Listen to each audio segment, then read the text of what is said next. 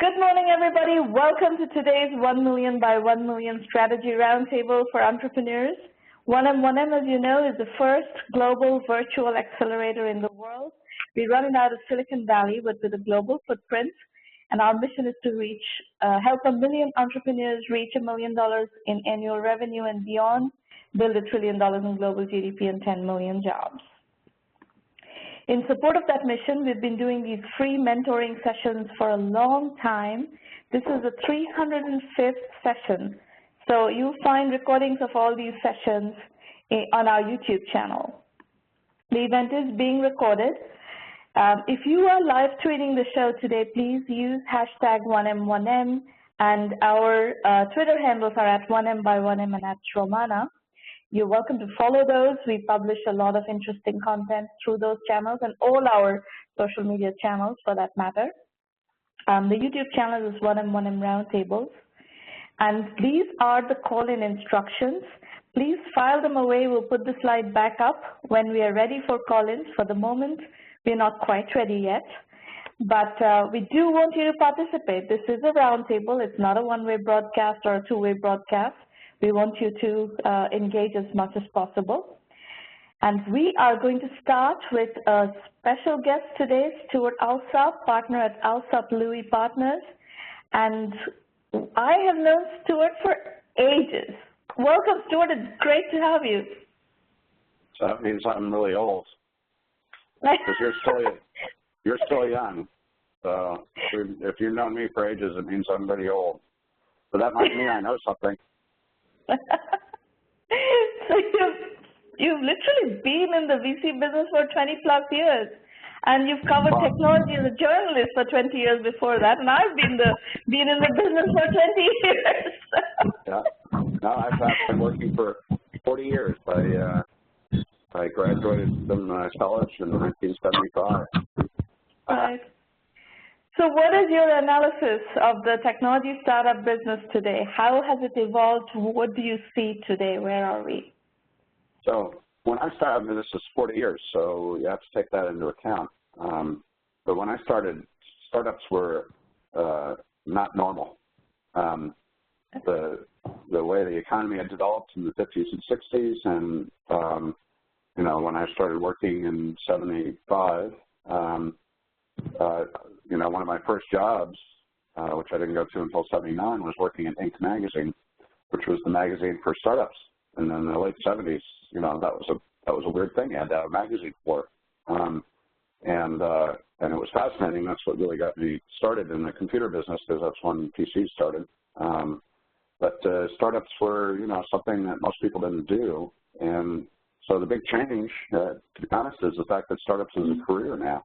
So you hear students coming out of college and or even dropping out of college and starting companies as a career, that they're going to go do that for the rest of their lives.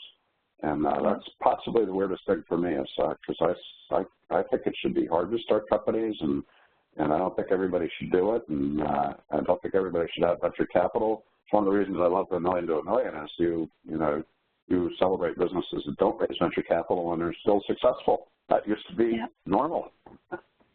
Well, and that's the way it's going to have to be normal, because most businesses don't fit the venture capital framework.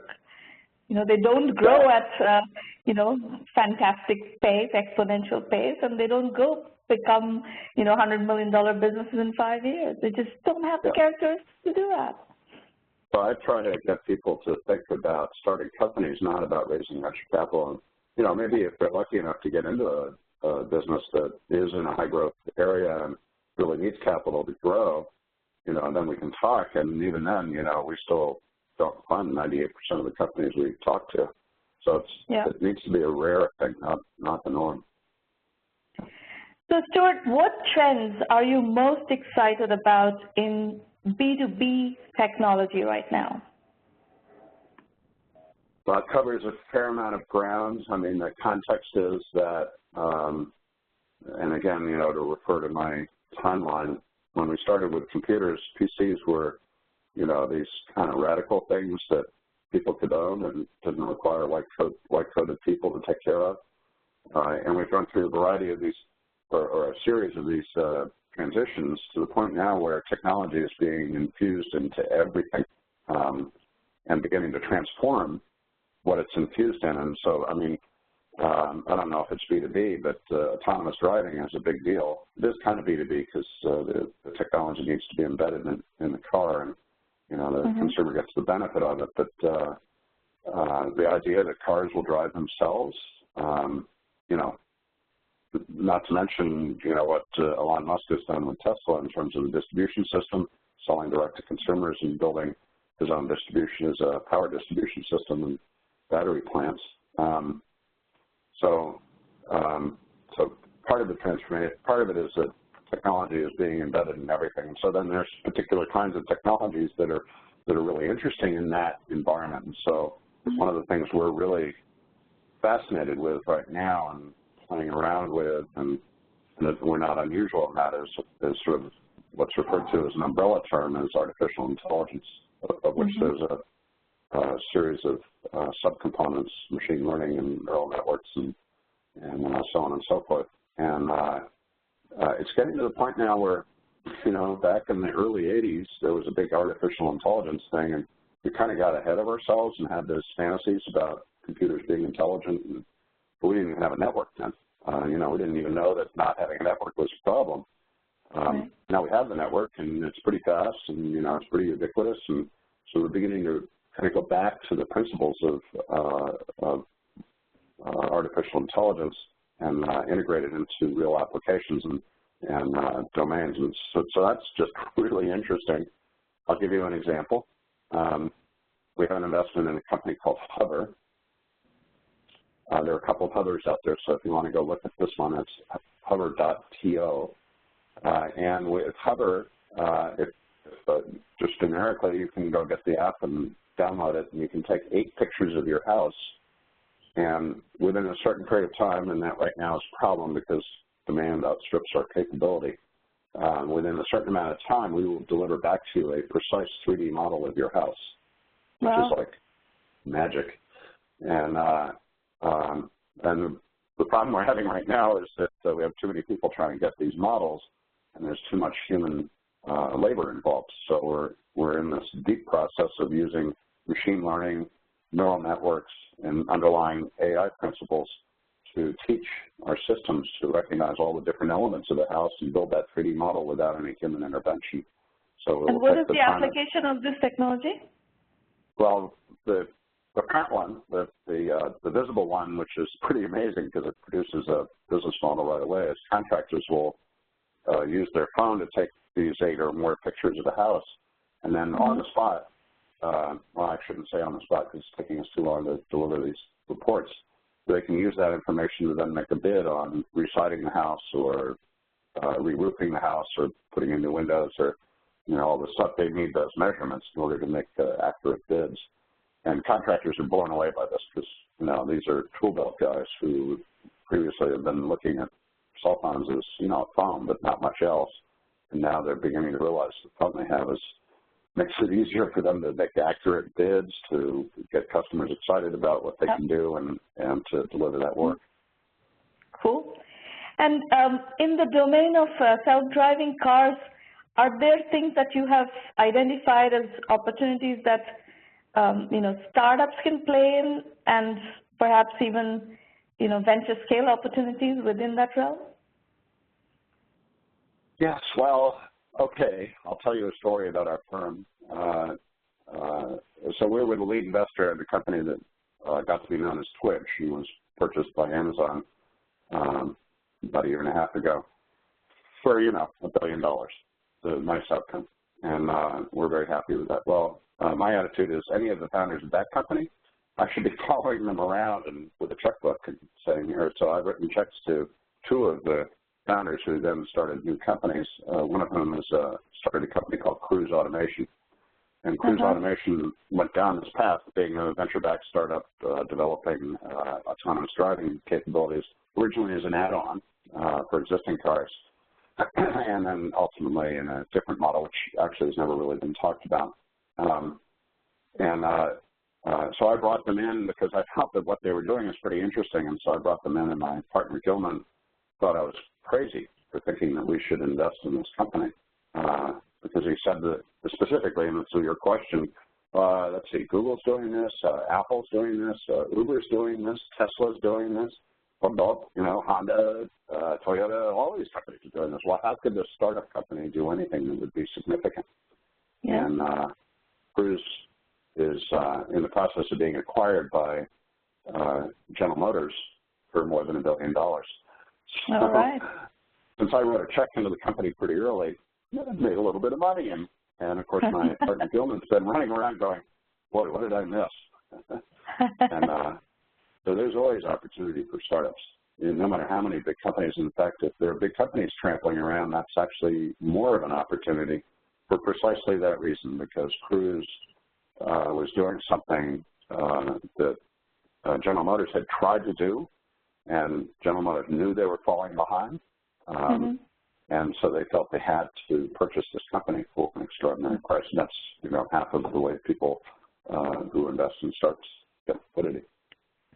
There's also the security opportunity that would be probably a reasonable one for startups to follow. I mean, cars are going to become major hacking points, and you don't want your car to be hijacked by some hacker, wherever the hell it is.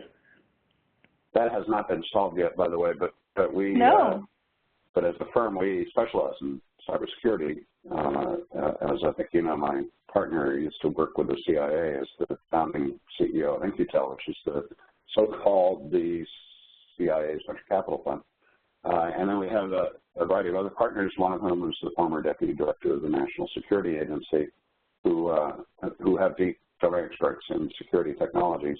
And so about a third of our portfolio is security-related companies. And, me, I'm just a former journalist in D.C., so I've had to learn. Now I can kind of talk the game. But the thing you're referring to, is now generally bound as the IoT security opportunity, which is cars are a device, your phone is a device, your toothbrush is a device. You have all these devices that are connected to the internet, which have no fundamental way of being protected.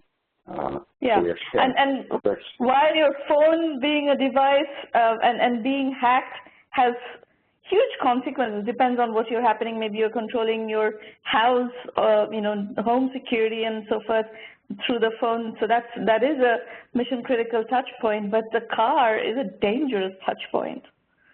The car, factories. Yeah. If you get into this, the whole thing about Iranian nuclear processing plants, uranium processing plants was, they got hacked because these were embedded devices that were developed before there was some network attachment, and someone who knows, possibly us, figured out how to mess with those the chips in those devices, and so everything that previously was not connected to the network that is now being connected to the network is vulnerable.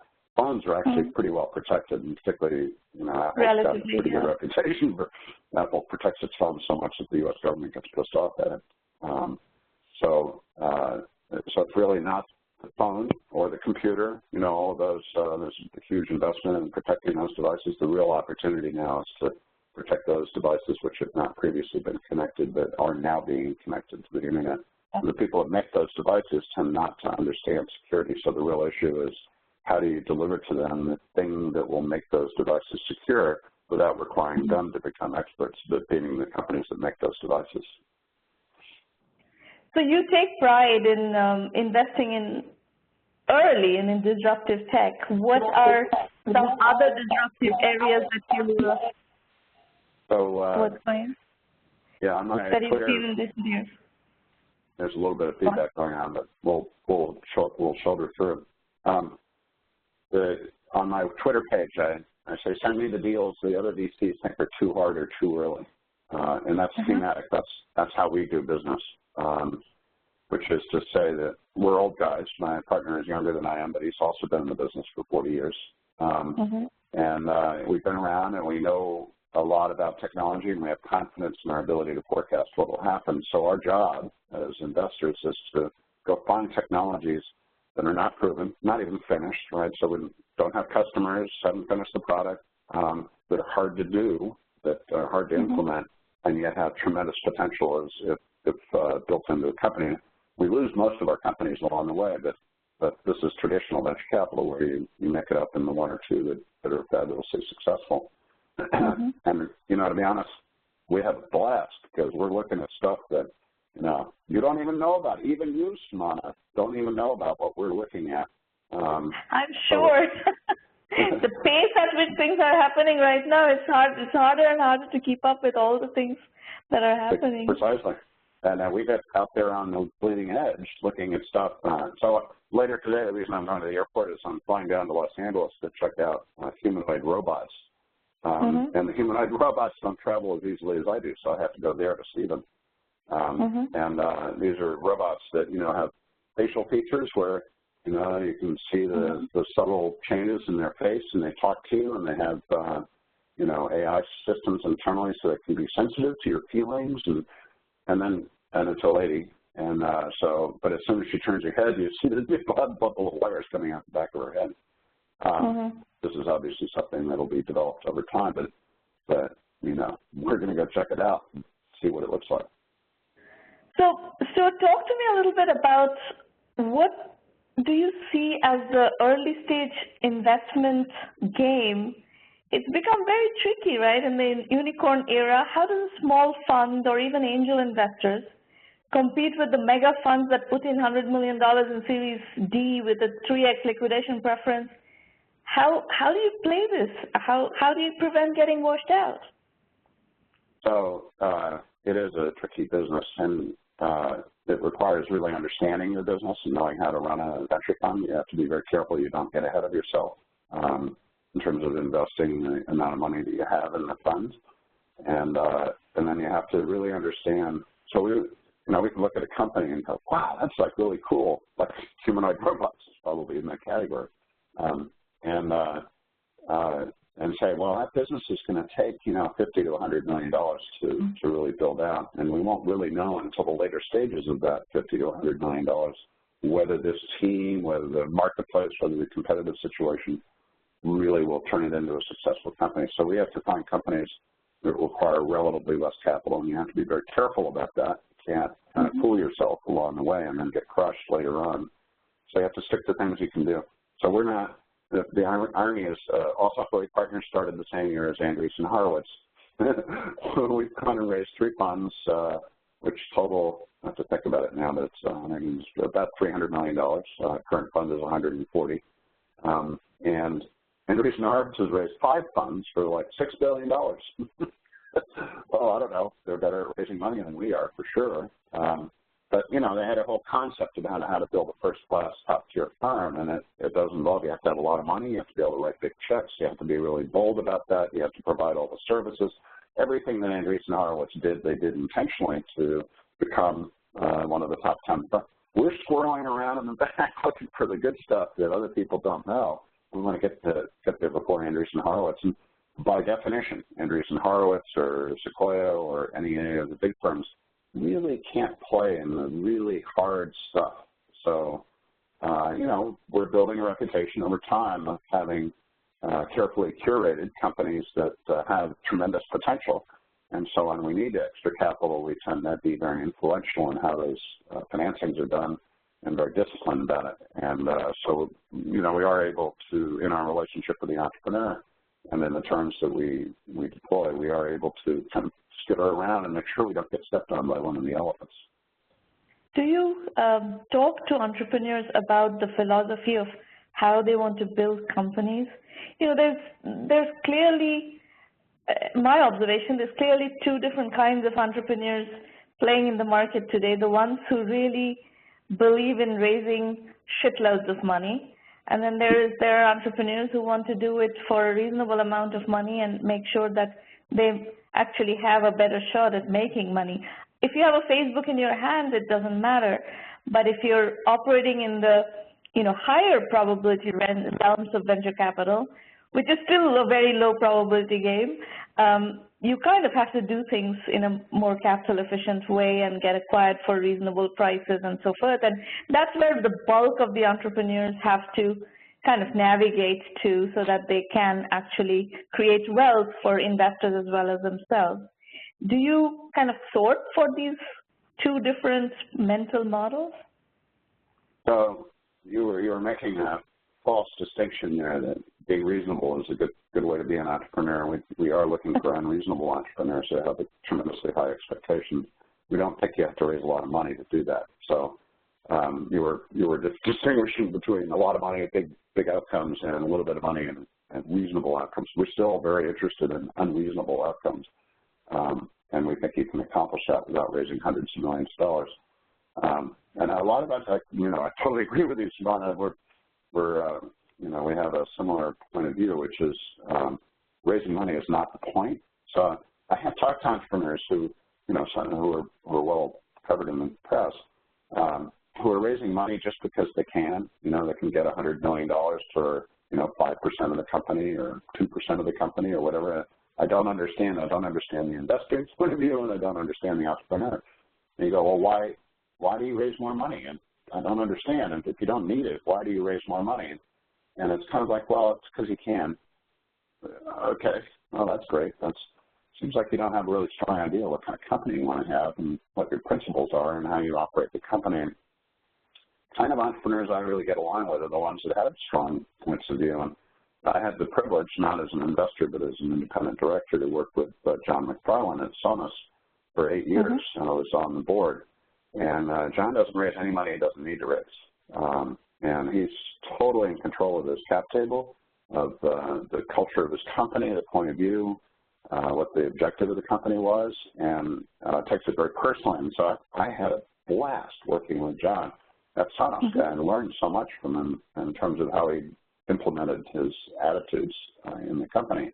And that's a massively successful company, that has, I don't know if I'm supposed to say, I think it's more than $1 billion in revenue, and has really transformed audio in the home. And so that's the kind of entrepreneur I like. The kind of entrepreneur that just goes out and raises money because they can and keeps doing it. I don't know Stewart Butterfield. I know him. I've met him before, but why does he keep raising money for Slack? I'm not totally clear on that. He appeared to, he raised a couple $100 million recently for some huge valuation, but he's already profitable, I think. That's what I've heard. So I don't understand that at all. Well, and I think that this is the thing. Is I feel like I'm an old guy, and part of my problem in the current environment is that maybe the principles that I grew up with are no longer valid, or maybe they are. It's a little hard to tell right now. Maybe I'm just a grumpy old fart that's sitting here complaining about why these young kids are doing it these days. Well, the point that I'm going to make to your point is that I don't think unreasonable entrepreneurs means stupid entrepreneurs. I think I'm a pretty unreasonable entrepreneur. What we are doing with 1 million by 1 million is a pretty unreasonable concept, but I'm not stupid, I can tell you that. Yeah.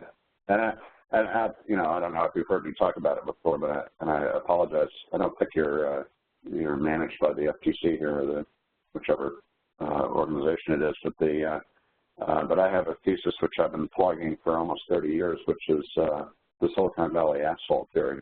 And similarly, being an asshole doesn't mean you have to be a jerk. Being an asshole means you're driven to accomplish something. And a lot of the assholes out there have created multi-billion-dollar organizations without raising money. It's not a one-to-one relationship. So the path to success is not something that's written in a book. And in particular, people who read books to find out what the path to success are the people who are probably not going to be the assholes of tomorrow. It's like, you have to define your own success, and you have to find your own path, and you have to believe in something and see what the future looks like and then work towards that. And that can be a business that raises no capital and ends up being worth, hundreds of millions of dollars, and there are no investors, so the entrepreneur owns the whole damn thing. Seen that many, many times, possibly more than the other model. And being driven doesn't mean that you have to be an asshole either. Being driven, that's kind of how I define being an asshole. So it's, I'm saying you don't have to be a jerk to be an asshole, but you do need to be an asshole to make a company successful. And there are plenty of very nice entrepreneurs out there that build, Michael Bell I use as a great example. He's a really nice guy, actually, and he's a real family guy, and he's built a, massively successful company without raising a lot of money until recently when he had to do that to buy EMC. But but in the beginning. So a slightly different question. Because you have so much perspective, including being in the media industry, what's going to happen to media? This is a complete implosion underway. You haven't noticed? It's gone. The media business as we know it is gone, and you just need to accept that. Now I have old buddies that are still journalists, and they kind of go to me and go, "What? Can I become a venture capitalist?" And I'm like, well, what happened to me? I think it was a one-time event, and it happened 20 years ago. Back when there was still a journalism business, and you could still make a living at it. And if you want to get out of the way of an onrushing train, you kind of want to do it before the train shows up and knocks you over. So I think the right attitude is to say what you believed about media that we may have learned in the period of time between World War II and the arrival of the personal computer is gone. That's done. But forget about it. Now, there are new businesses that are being born out of the ashes of that business, and those are very interesting businesses, and they do have a business model radically different than the ones that we're used to. And so over time, those new businesses that are born will increase and demonstrate their power because there's still the power of the word or the point of view or, video. And so there is this opportunity to create new businesses out of the ashes of the old one, but we shouldn't be sitting around thinking that, oh, damn, the business I grew up with is gone. Shoo, it's gone. It seems to me that, brands kind of become media companies at this point because the content is the brand in a world that is a viral internet kind of thing, but that's what's happening, right? No, I don't agree with that. I don't believe that that's correct. Media companies are formed out of projects. This was true back in the heyday too.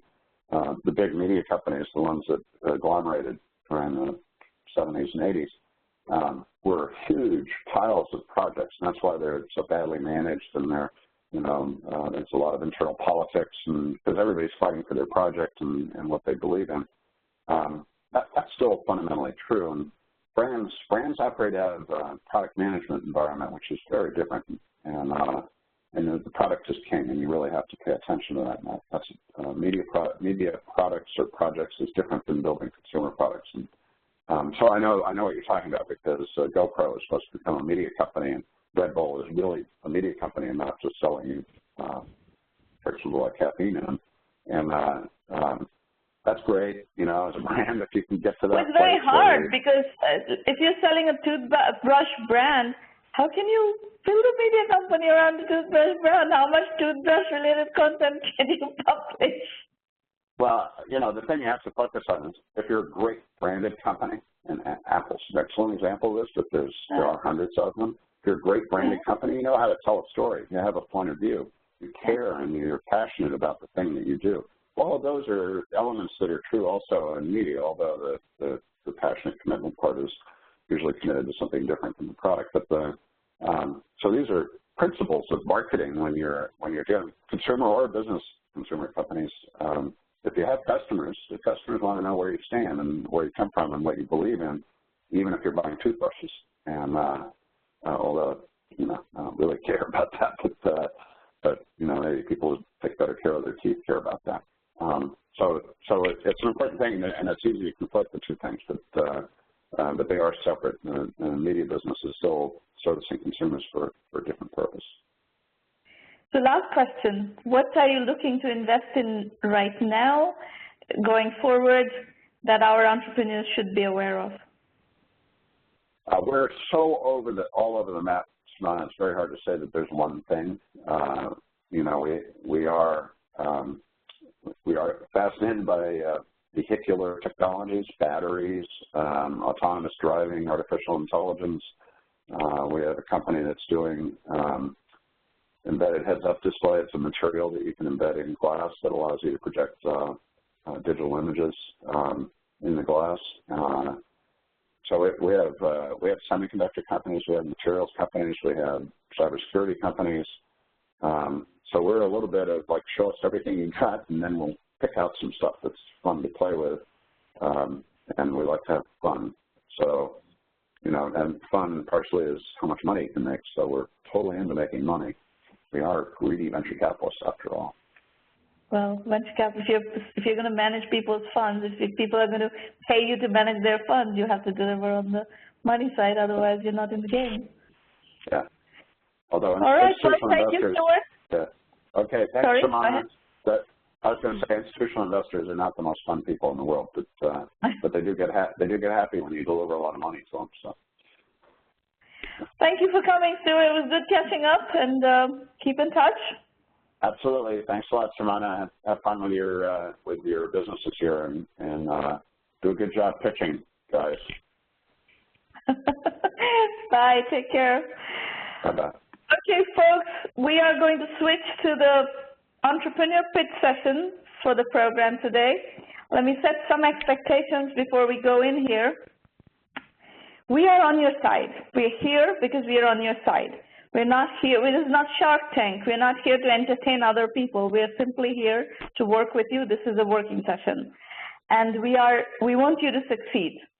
That doesn't mean that we're going to tell you what you want to hear. We're going to tell you what we believe you need to hear based on our judgment and our experience. You can do whatever you like with that feedback. You can agree with that feedback, disagree with that feedback, discard that feedback. That's really up to you. You are not obligated to follow any advice that you get here. However, we do give you considered feedback, and it would probably be a good idea for you to at least consider that considered feedback and decide how that applies to your current situation.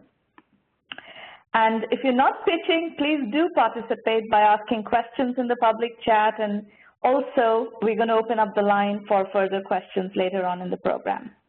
We're going to start with Ivana Marsik. Ivana, please unmute your line and tell us what's going on.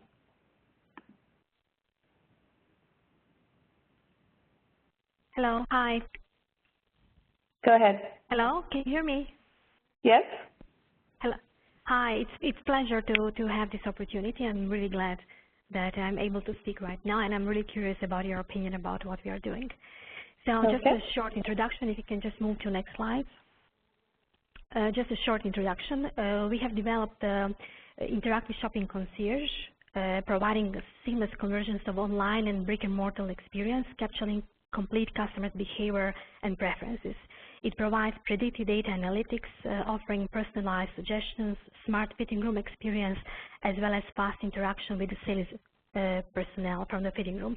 We are actually bringing online experience into the physical store, bringing the best opportunities, using online in the physical environment, and actually tracking everything what's going on in the store. So the big picture is having in-store recommendation engine, capturing in-store behavior online and mobile data sources, and basically providing data, like basically Google Analytics in-store, but on the item level. So that's basically the big picture. Okay, just a few information about the team and about the product and where we are at the moment. So we are a young company focused on digital retail solutions. The company is headquartered in the US, but development is in Croatia. We have some awards already. We've been awarded the Tesla Golden Award for Innovation. We were finalists of the Most Effective Mobile Application Award in London. And also we were noticed at NRF, it's the biggest retail conference in New York, as one of the 4 smart and visual technologies. And you can see, part of the team on the picture there. Okay. Next slide. So basically what we are trying to solve is that, in-store shopping is not dead. That's the fact. It's still the fact that, major percent of purchases are going still in-store. So basically the point is somehow to merge those channels in-store and online and provide data on both levels that will help shoppers as well as retailers to provide unique experience and to provide personalized recommendations.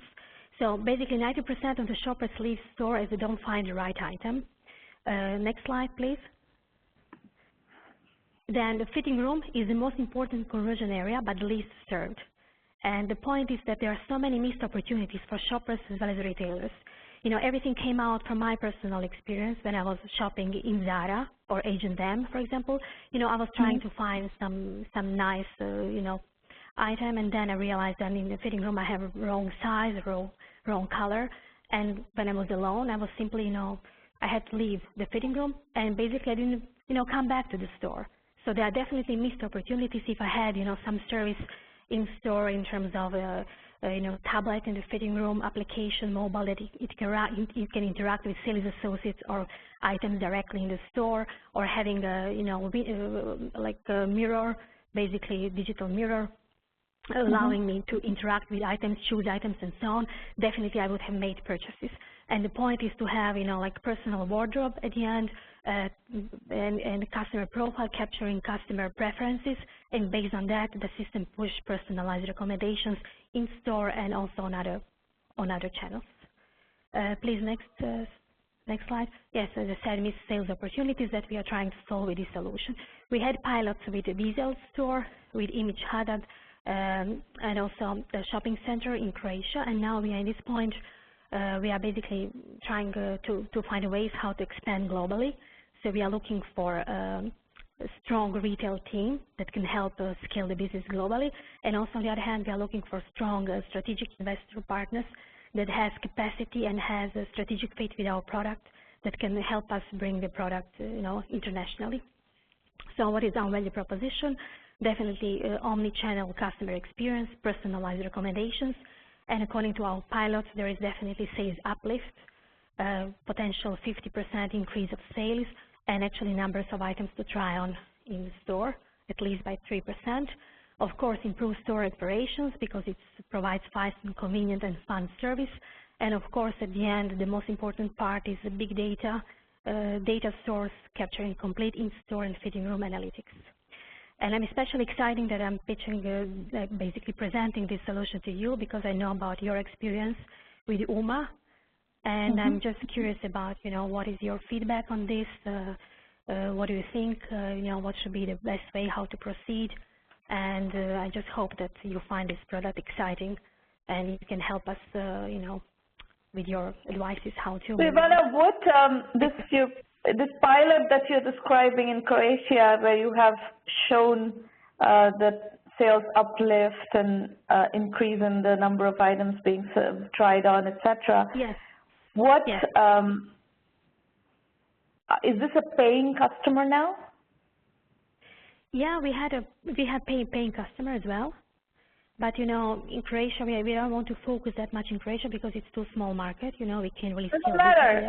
I'm asking you a simple question. What is the business model and the pricing model on which you have started charging these early customers? We were just basically charging based on licenses. Like number of licenses, paid number of installations in the store. That was basically the major business model. So this is technology that needs to go into the stores? Yes. Yes, this is in-store technology combined.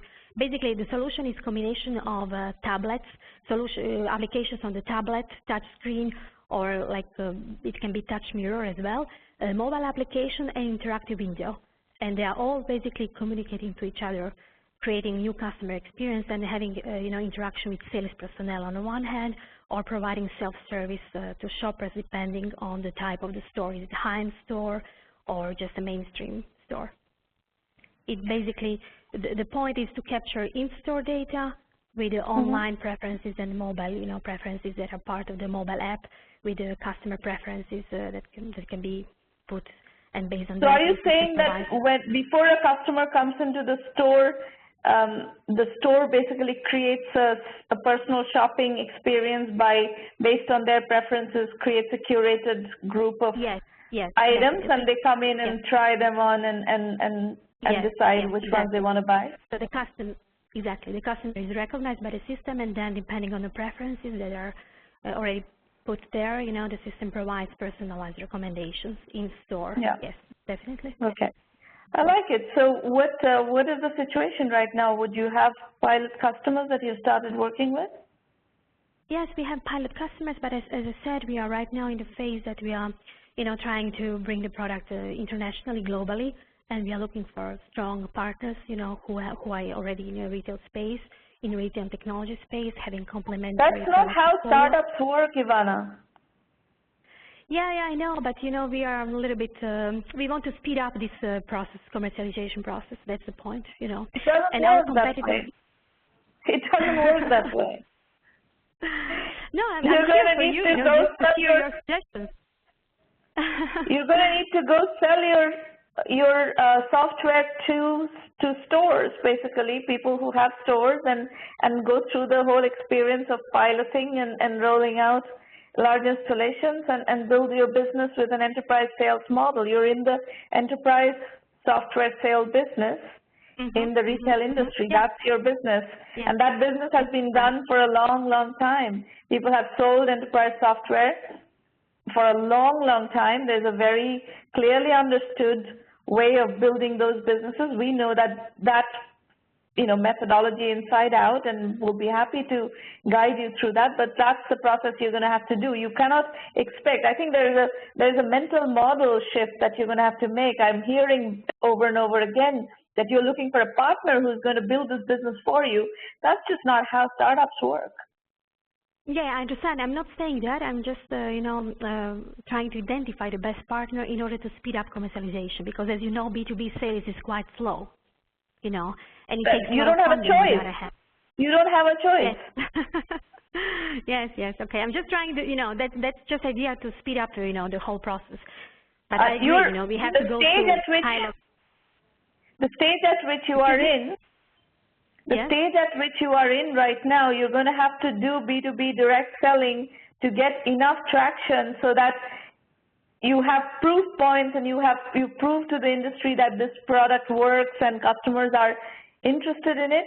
And then you can potentially get some system integrators who operate in the retail industry to take you on, but you're not there yet. Yeah, I agree. Yeah, we are still in the process of basically proving the product with big retailers who have ability to scale it globally. Right. So we need. So right now, adjust your mental model to focus on B2B selling, direct selling, and get your first 10 customers rolling. That's my feedback, is that you have to get your first 10 major customers rolling. Yes. Would you be interested in helping us to make it, happen? Absolutely. If you please understand, I'm going to speak about it in a little bit, how 1 million by 1 million works. That's what we do. That's what we do day and night, is help entrepreneurs move forward. That's our business. So absolutely, would be happy to help you. That's encouraging, because as you know, B2B sales is quite slow and takes a lot of time, and usually retailers are expecting pilots free of charge, and and that everything requires certain costs to be. So we're not going to do the selling for you. That's not what we do. Yeah. I understand. Of course, I'm not asking that. Just trying to find a way how to make it everything happen. We'll coach you through the methodology of B2B sales, and we'll coach you through how to accelerate these things, but you're going to have to do the selling yourself. And, basically we will help you build your company. That's what we do. Okay, that's very So hold on, I will speak about... Hang on for a bit. Let me finish talking to the next entrepreneur, and then I will explain to you how to use the 1M1M program, and you can decide whether you want to use the program to move forward. Okay, thank you so much. I highly appreciate your advices and your time for listening to this. You're welcome. Thank you. Balaji Kamineni, you're up next. Zeta Minds is the company. Yes. Hi, Shamana. Go on, Balaji. Good morning. Okay. Good morning. So we are Zeta Minds. I'm Balaji, and we are a Chennai-based company, and the company was started in 2014, December 17th. Okay. And next slide, please. We are a SaaS-based product development company, and our first product being a cloud-based digital signage software with live social media integration. What exactly I mean by digital signage software is, let's assume that there are thousands of TVs at different locations, and you want to manage the content on those TVs and schedule the content according to your preferences. It could be done using our software, and we support every kind of content available, be it a 4K video, PDF, any image, and even web pages. Even web pages could also be integrated. At the same time, we do support social media integration, basically with Twitter and Facebook. Now, next slide, please. And the main target customers here are media agencies in the out-of-home advertising space. Media agencies in the out-of-home advertising space are at a flat growth. So they are trying to move into digital out-of-home advertising space. And one of our first customer was a media agency. And what they basically do is they basically put these huge displays in different malls, and they control the content on those displays using our software. And we are also concentrating on health and wellness industry, and lastly, retail chains. We are going step by step. Our major concentration currently is media agencies in out-of-home advertising space. And it has been exactly 60 days since we launched our product, and we were able to close one good customer. We have totally 3 customers from whom we receive constant feedback, but I would say Innovatia Media is our first customer. They are into out-of-home advertising space. And our users are naturals. They have 600 saloons in India, Tony and Guy, Special Atmos, it's again into out-of-home advertising space, and 4 more. So they are not payers yet. Once they pay us the money, the users convert into customers. So they are piloting our software, they are testing it, and most probably and positively we expect that they convert into our customer as well. And in 2 months, we made a revenue of $900. I know it's pretty low, but to start off with, we are trying our best to take it to the market in the most efficient way. Now, Balaji, wait, hold on 1 second. When Naturals, Tony and Guy, Special Atmos, and these 4 more users turn into customers, what is the revenue model that you're expecting them to pay on the basis of? Let's say, for example, Natural has 600 saloons, and if they go ahead with 100 saloons, they would be paying us close to $18,000 per year. Okay. Okay. So we run on the a others? subscription model. And Tony and Guy would be paying close to $10,000, and Special Atmos would also be paying close to $15,000. Okay, excellent. And what is the time frame in which these are going to turn into paying customers? I expect Special Atmos to be closed as soon as possible, let's say in a couple of weeks, and Tony and Guy as well in a couple of weeks. And Naturals would take more time, and most probably it would be closed in, let's say, 1.5 months from now. That's my closest approximation. Okay, good. All right.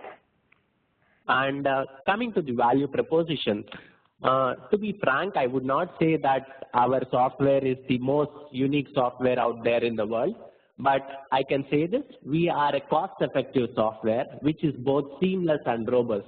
We are a quality software. At the same time, we provide this quality at a very cost-effective rate. That is the core value proposition. And apart from that, we have additional features, like since we are concentrating out-of-home advertising agencies, we have ad usage statistics that these media agencies could provide to their customers in order to attract more. So this is one feature we provide, and we added this feature based on the feedback received from media agencies. Okay. And the other one is social media integration. So let's say I promote my page on these displays, and if the company tweets something, it will be immediately reflected on all those TVs. So it's live exactly in 10 seconds, 5 to 10 seconds, it will be reflected on the TVs. And finally, the hashtag integration feature. This is some feature which we thought would be useful to saloons based on their feedback. They were keen on looking at their customers' faces on the TVs. They were asking us if we could somehow make the customer post a pic and that could be reflected on the TV. Then we came up with this concept called hashtag integration, they could create a custom hashtag and ask the customer to post something using that hashtag. To give an example, I go to Naturals and I have a very good makeover and I'm happy with myself, and the custom hashtag being hashtag I love naturals, for example. Yeah. So if I put that hashtag and take a picture of myself and post it, it will be immediately reflected on the TV. Okay, fair enough. We are also making it interactive, and this is a new feature which will be released in 1 week from now. And finally, if it's a huge customer, let's say Domino's has 1,000 stores in India. So if they are requesting for some customization, we are more than happy to customize if it's a huge customer. And going back to finally going to the go-to-market strategy, we have basically thought about 3 distribution channels. First and foremost is direct sales. We want to go to our customer, talk to him, try to sell it to him, and receive as much feedback as possible. Even though this is a long process, we still follow it. And the next one being partnerships. Mainly, we want to partner with commercial signage TV manufacturers, for example, LG and Samsung. LG doesn't have a cost-effective cloud-based solution. What they have is a free signage software which will be useful for basic needs, not for expensive needs.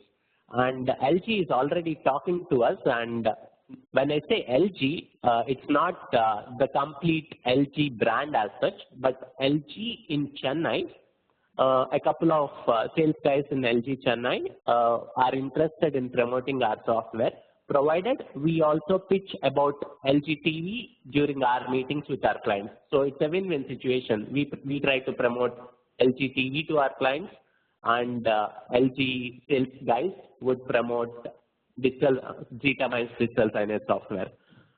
And the other one being reseller model. We still need to work a little bit more on that. And that's the end of it. If you have any questions, I would be more than happy to answer before I ask my questions to you. You should go to your questions. The point of this is your questions, so go ahead. Okay. Do you think, I saw that in 1M, there is a 1-month course as well. So do you think 1 month would be sufficient to extract everything needed for Zeta-Mind? I have no idea how much time you're going to put into it.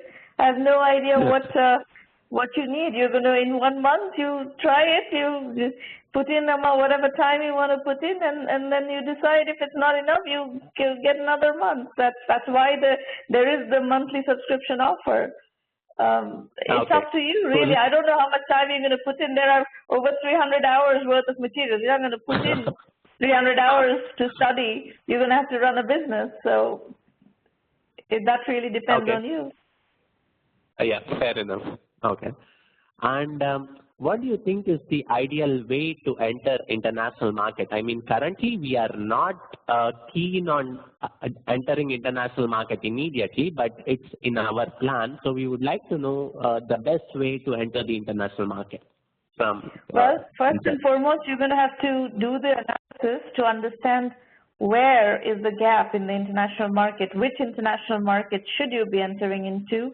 Where is there, adequate digital signage market and without key competitors already owning the market? So where is the gap? So you have to decide where you go in, and then once you go in there, you need to do direct sales, basically. Okay, cool. And next, I would like to know if there is any possible way to reduce the sales cycle time, because it almost takes 3 months from the beginning of the first meeting to the end of the sale, according to my estimates currently. So is there any way we could reduce it from 3 months to, let's say, 1.5 months or 2 months? Sales cycles reduce to an extent, it reduces as you develop more proof points.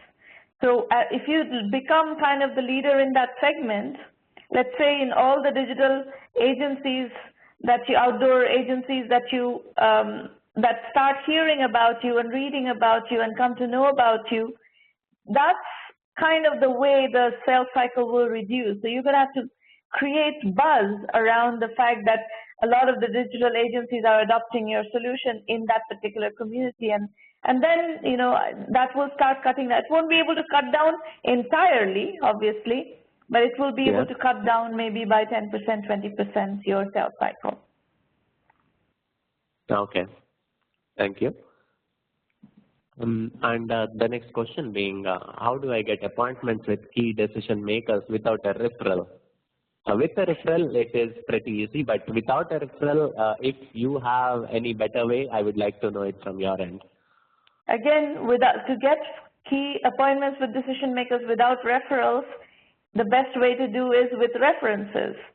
So when you reach out cold, let's say, to a decision maker and say that, okay, we have done this for such and such customers with such success, and you have a very crisp pitch, basically, the initial pitch. And if it's a compelling pitch, people will start to engage with you, even without a referral. Okay, even without a referral. We have tried it without a referral already, but among 10 tries, one would be close to a success, not 100% success, but they would at least reply to us and engage in a conversation. That's normal. Okay. You're going to need to, again, if you have buzz going on, if you have people talking about your solution, that's when it becomes easier to get appointments without referral. Okay, got it. And the best tips to capture the market share when the product is not totally unique. As I already mentioned, that we are not 100% unique, and we don't promote ourselves stating that we are the best or we are 100% unique. So if that's the way, how do we position ourselves in a way to capture the market share better? So I'd like you to get the 1 million by 1 million basic monthly subscription and study the positioning module. This is a very long conversation, but there is a full module on positioning. You go through that module and ask me questions in the module after you've digested that material, so that I can help you through the process. Okay? And you can decide how much of the material to use and how long you want to keep doing it. And there are other things that you're going to need to get clarity on, is what is the market size? How big a market are you going after, based on your positioning, based on your, given the fact that this is not a unique product and there are other products in the market and so forth. There's a whole bunch of things that you need to learn. So your approach, your instinct is exactly correct, is try to learn as much as possible in a month, and then based on that knowledge, decide what you want to do, what you need to do next. Sure. Okay? Okay, thanks a lot. Thanks a lot for your time and your valuable feedback. Appreciate it a lot. You're very welcome. Okay, folks, we're going to do something special today, which is, I've been writing posts with ideas, startup ideas that I've been making notes of, and I've started just publishing a whole bunch of them. And not all of these are billion-dollar startup ideas. I've published Vision India 2020, which is a $45 billion startup ideas. These ones are just kind of my back-of-the-envelope ideas that I'm accumulating and publishing. So you will, over the next, several weeks and months, you will see me publishing a lot of business ideas. If you're in the market for ideas to figure out, something that you can work on, you're very welcome to look at these. I'll just rattle through some of these ideas that I'm noodling and I'm, writing about. Go to those posts as they come out. Some of them are out. Some of them are going to be coming out in the future. So there are a couple posts that are out there already that are travel-related apps. So, Maureen, if you could put the Travelog idea and the travel planning idea links from the blog on the public chat, I will talk you through that. So I'm a big traveler, and when I'm traveling, One, ahead of the trip, I do very extensive planning so that I can create a unique experience out of that trip. And two, when I'm traveling, I write travelogues. So, so each of these, I think, are interesting ideas for small businesses. And you can look at the specs. I've basically published the specs of what exactly I'm looking for in a travelogue app and what I'm looking for in a travel planning app, and see if that captures your fancy and if it's something that you want to work on. In addition, there is a bunch of ideas that I'm going to be publishing as we go along. One of them is on the music industry and what's happening there. So essentially, my observation is that the music industry is kind of imploding, you know. It's very hard to make money. Even companies like Pandora don't really make money. The unit economics are terrible. So, and the record labels, the concept of the record label has kind of disappeared. So if you're a new musician trying to, you know, gain footing in the industry, it's very difficult. So this idea that I'm talking about is an idea on how to address the needs of the musicians, of the new musicians who are trying to gain a footing. And it's an approximation of the, you know, erstwhile record label concept, but using what's happening in the industry today. So keep an eye out for this post. It's going to be coming. There's another trend right now. There's massive layoffs coming in the technology industry. The forecast is this year there's going to be 260,000 engineers who are going to be laid off from the major tech companies, Intel, Microsoft, so on and so forth. And as it tends to happen in the industry, the older workers tend to get laid off first because they are, you know, they have more experience, their salaries are higher, and so on and so forth. And when people are trying to cut back on expenses, the axe falls on them. And these are people who are going to need to somehow reinvent themselves. Either they may not be able to find work within the same exact segment. Hi Farm is asking in the public chat, what age range do you consider old engineers? I don't think we should use old engineers as the terminology. Older is probably better. 40s and 50s is where it becomes very tricky. You know, if you get, let's say you're an engineer in the semiconductor industry and you have very good skills, you know, huge IQ, it takes real serious understanding of engineering disciplines, electrical engineering, physics, etc., to be successful in the semiconductor business, for instance. Intel is going to lay off, I think, 12,000 people this year. Now, if you get laid off from Intel, now semiconductor industry has shrunk. So the semiconductor industry doesn't have a lot of capacity to absorb these engineers. Where do they go?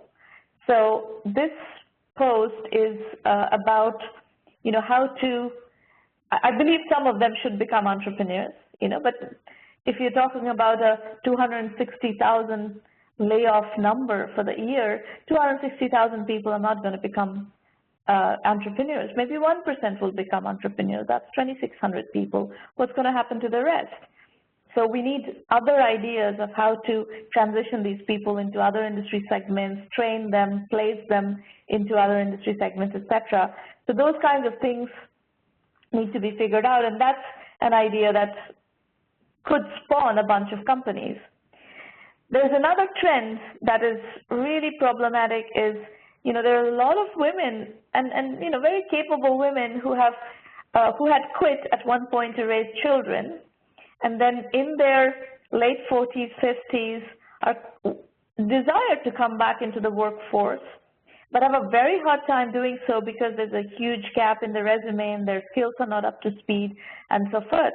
So that's another segment that has huge problems, huge pain, and that pain needs to be solved. So startups, businesses happen when there is pain in the customer base. So what I'm doing here is pointing you to specific pain points of specific groups of, you know, specific demographics so that you can think about solutions for those pain points.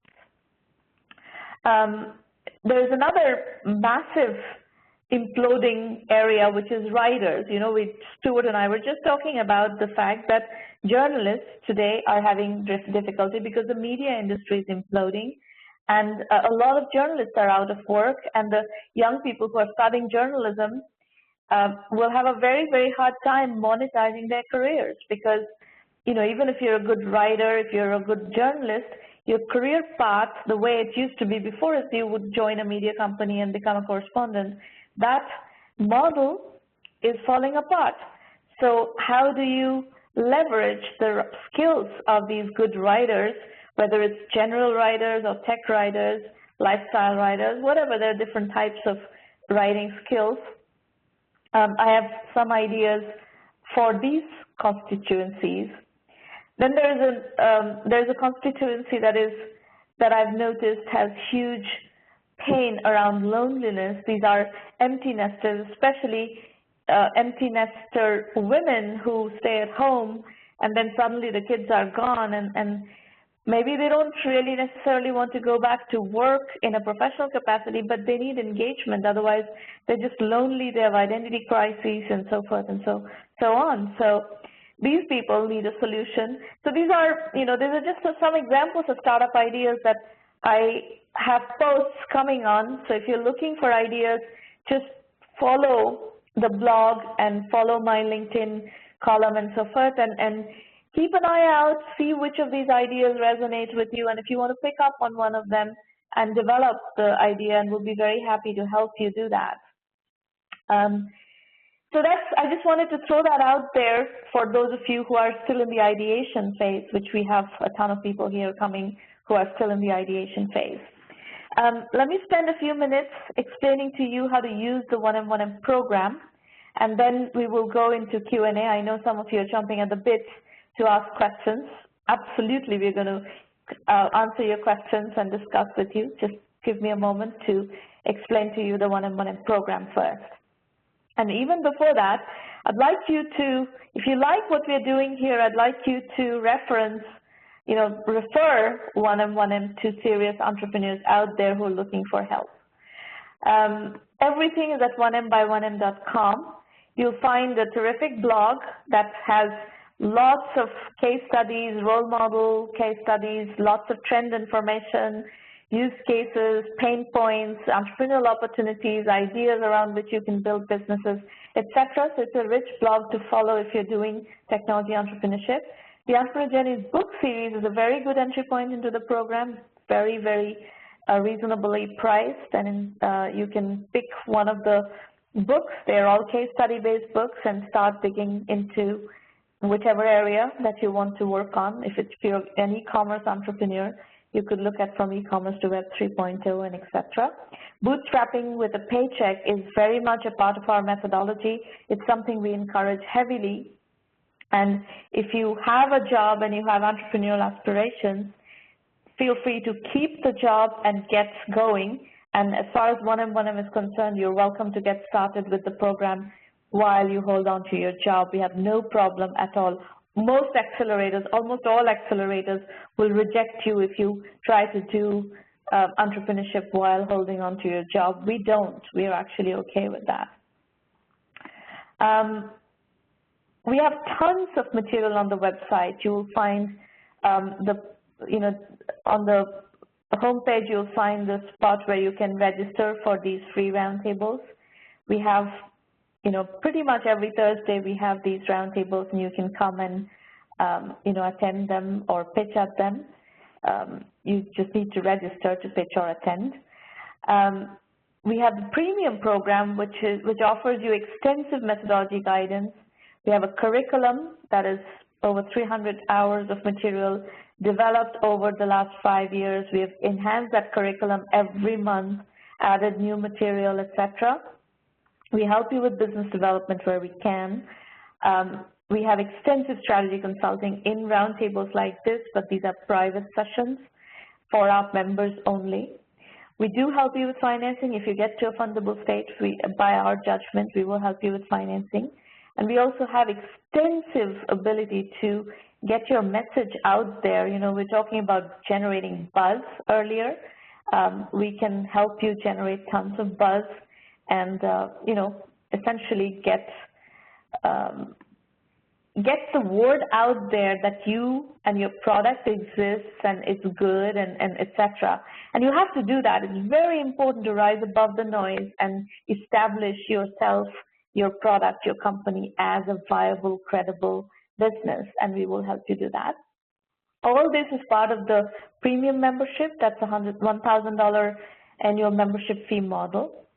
The $1 Million Club on the website gives you case studies and examples of 1M members who are already at $1 million plus. We have many, many companies who have gone way beyond $1 million in revenue. A few have gone way beyond, many have gone beyond. And then you also can go to the quantifying the 1M value equation link and understand the 1M ROI, which is extensive. We offer $375,000 plus 5 to 10% equity worth of value just for a $1,000 annual membership fee.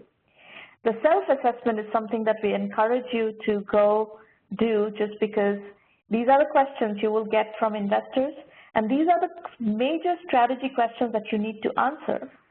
All of you will need to answer these questions in navigating your strategic planning. So Balaji, if you start the curriculum, for instance, the monthly subscription, go to the self-assessment and study and those modules and try to answer these questions as much as possible, as quickly as possible, and that will get you way further along in your, you know, climbing the learning curve of entrepreneurial success. The 1M Basic is our $99 a month curriculum-only subscription, and that's a just fine point for you to get started with and dip your toes into the 1M program.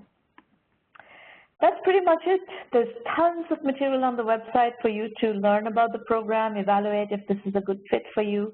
There are video FAQs, regular FAQs, etc. The program is taught in case studies and video lectures. We've had over 700 successful entrepreneurs who have participated in developing these case studies, their lessons from the trenches, their advice, and so forth. So you get to stand on the shoulder of over 700 successful entrepreneurs. More than 50 of these have built unicorn companies. More than 400 have raised serious venture capital and are building, you know, venture-funded businesses. And then we also have a lot of companies that are bootstrap success stories, which we celebrate, and we encourage you to bootstrap as much as possible. The curriculum is built on this body of work. Our methodology is lean, capital-efficient bootstrap startups. We expect that you will bootstrap first and then raise money later. There will be a certain amount of validation and credibility that most VCs will be asking for, and the best way to do that, to get to that, is to work with customers and bootstrap your way through that, developing that credibility. That's pretty much it. You have, you know, our social media presence is very large. Our community touches close to 300,000 people. So we do have the capacity to get your word out there through our channels. If you are building a community of entrepreneurs anywhere, please feel free to partner with us. The next 3 free roundtables are today is the 5th, and then there are 2 more, May 12th and May 19th this month, after which I'm traveling for a bit, so we will reconvene in June. That's pretty much all I want to talk about, and I would like to go to questions next. These are the call-in instructions. You can ask your questions in public chat. Just set your chat to send to all participants, or you can also call in and ask questions on the phone. Whichever way you want to do it is fine. We definitely have plenty of time for solid, good Q&A today.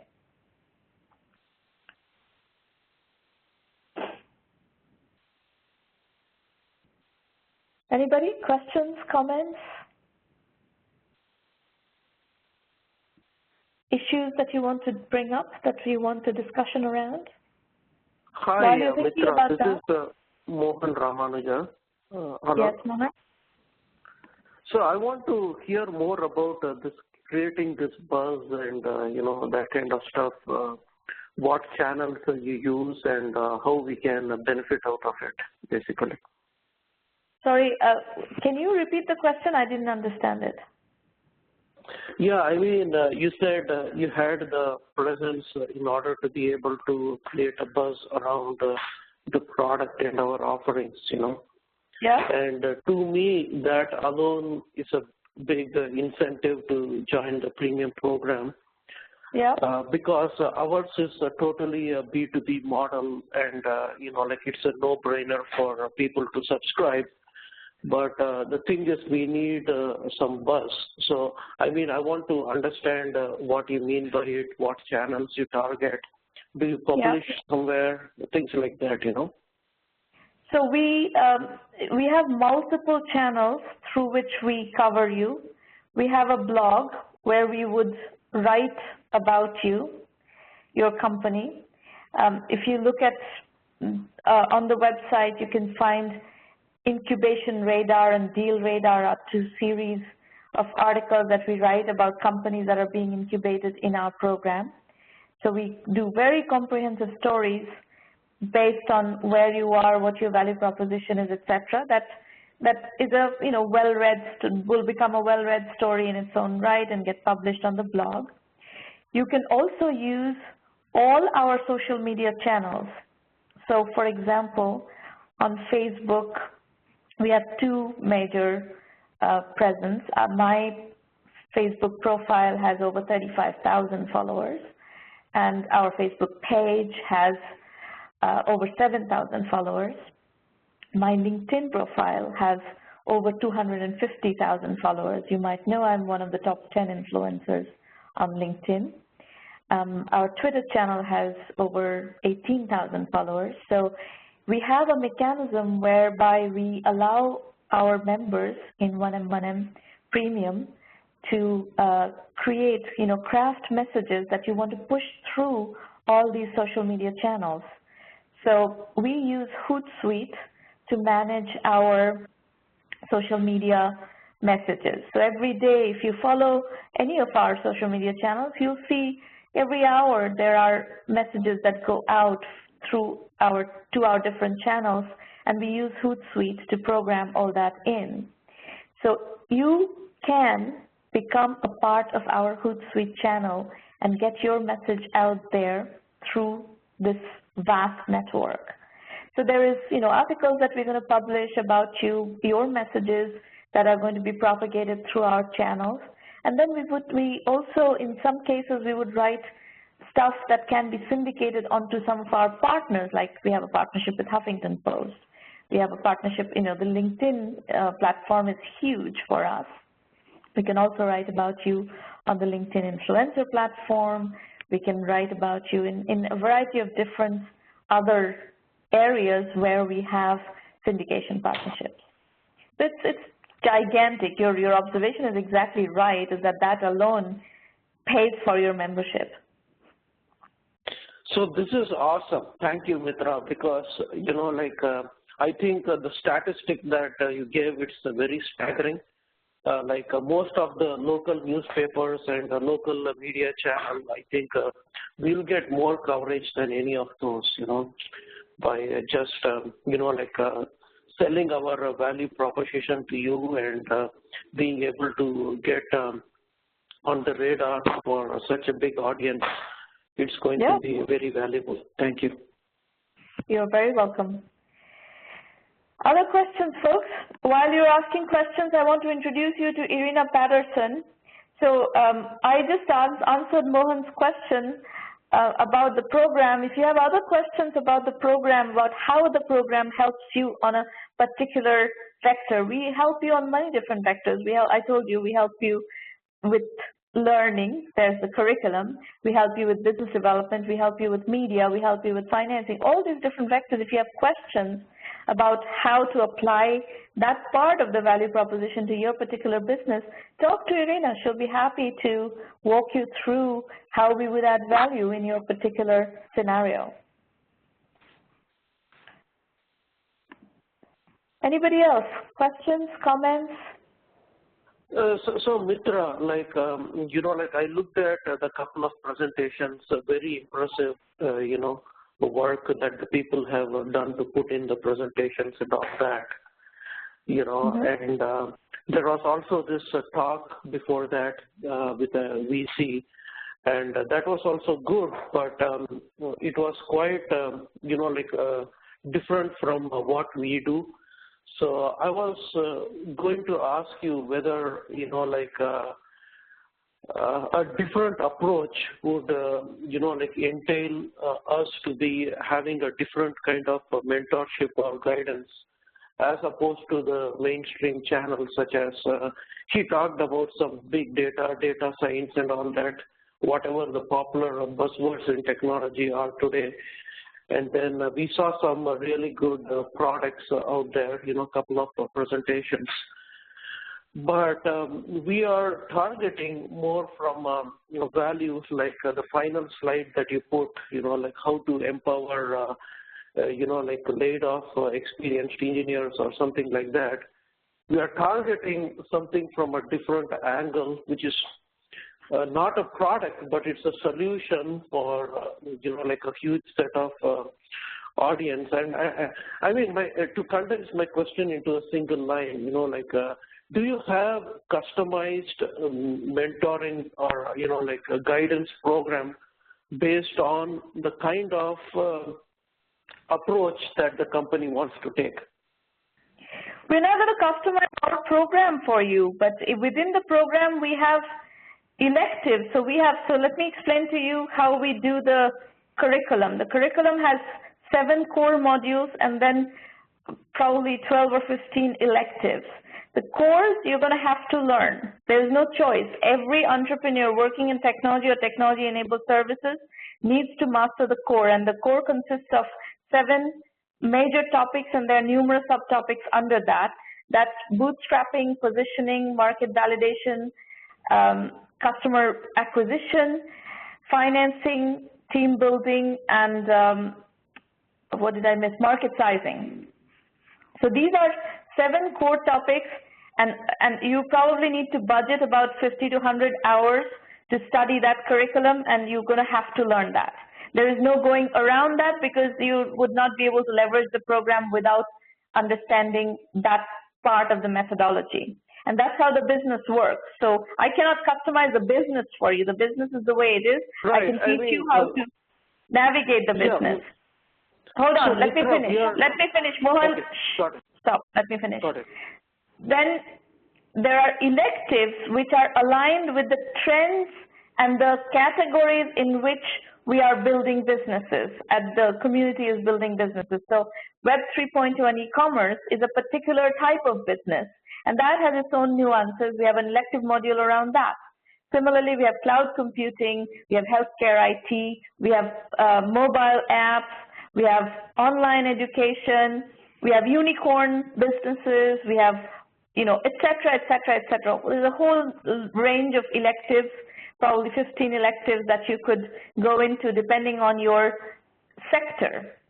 So those are the customizations that are already built into the program. The program is structured the way it is. You're going to have to use the program the way it operates. I'm not going to customize the program for you. If you want a one-on-one session, that's not included in your $1,000 annual membership fee. However, if you are part of the premium program, we do sometimes offer you a one-on-one session, and that has an extra charge of $750 per hour. Got it. So, I mean, based on the 2 presentations and our own situation, I think we are past all those initial stages of positioning, and already we have some customers, and I mean, we are well past all that stages. We started this company a year back. So one of the companies that we are working with right now has $5 million in revenues. I'm sure you're not past that point. No, I mean, it's not about the revenues, but I'm talking about positioning and the first 7 points that you talked about. So, but what I really, I really think the 15 specific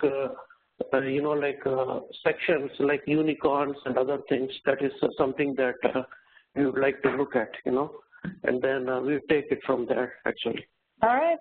Is that published on the website? What is published on the website? The 15 specialty or elective kind of yeah, can you, Irina, can you help Mohan navigate the questions that he's asking for? You can work with Irina Patterson, Mohan, in asking your questions, and she will help you navigate whatever it is that you're looking for. Can I say something? Hi, Mohan. Thank you. Hi, Mohan. Yeah. Can I? I'd like to take more questions. I don't want Mohan to be the only person able to ask questions today. All right, Mohan, call me after that session. Okay. Who else has questions?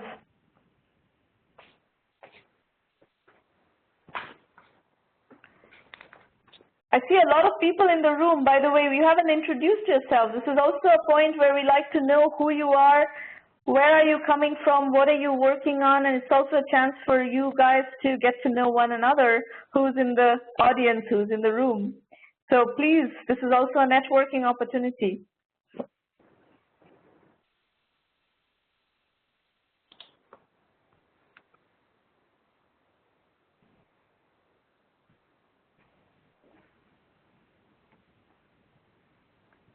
Nobody has any questions? Well, Irina, then in that case, you can go ahead and say whatever it is you wanted to dialogue with Mohan about. Mohan, we have 3 more minutes. Yeah, Mohan? I'm here. Yeah. Good. Where are you based, Mohan? I'm in Atlanta. I'm interested in the electives. Okay. Are you planning to join the program? Yes, absolutely, yeah. Okay, excellent. I'm very glad to hear that. Could you please call me after this session is over? Okay, will do. Excellent. Shabir, would you like to talk by phone or would you like to ask a question in public chat? Either way is fine. If you want to call by phone, the phone number is on your screen.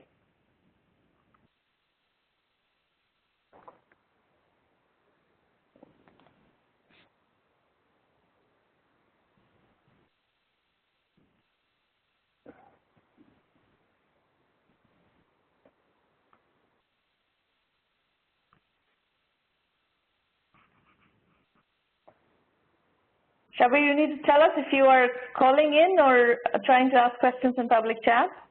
Anybody else? Questions, comments, introductions? Please tell us who you are, where are you joining from, what brings you here?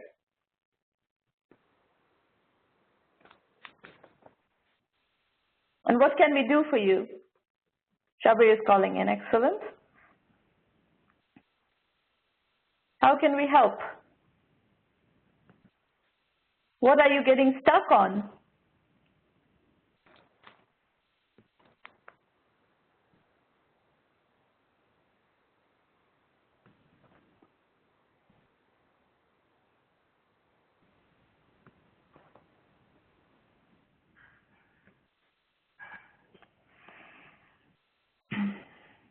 You don't want to introduce yourself? Sorry, this is Shabir here. Hello, Shabir. Where are you calling from? Hello, Mitra. So I'm calling from the UK. Okay. This is my first time on this conference, Mitra. And of course, I've joined to kind of understand how the things work. So I'm up and coming entrepreneur. I'm working on one of a product myself. Okay. And in due course of time, I would like to make a pitch for it. So So I just wanted to know how things are conducted in this WebEx.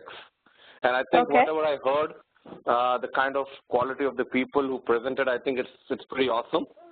And yeah, just when I have my pitch ready, you know, in some time, I would like to do it myself. Okay.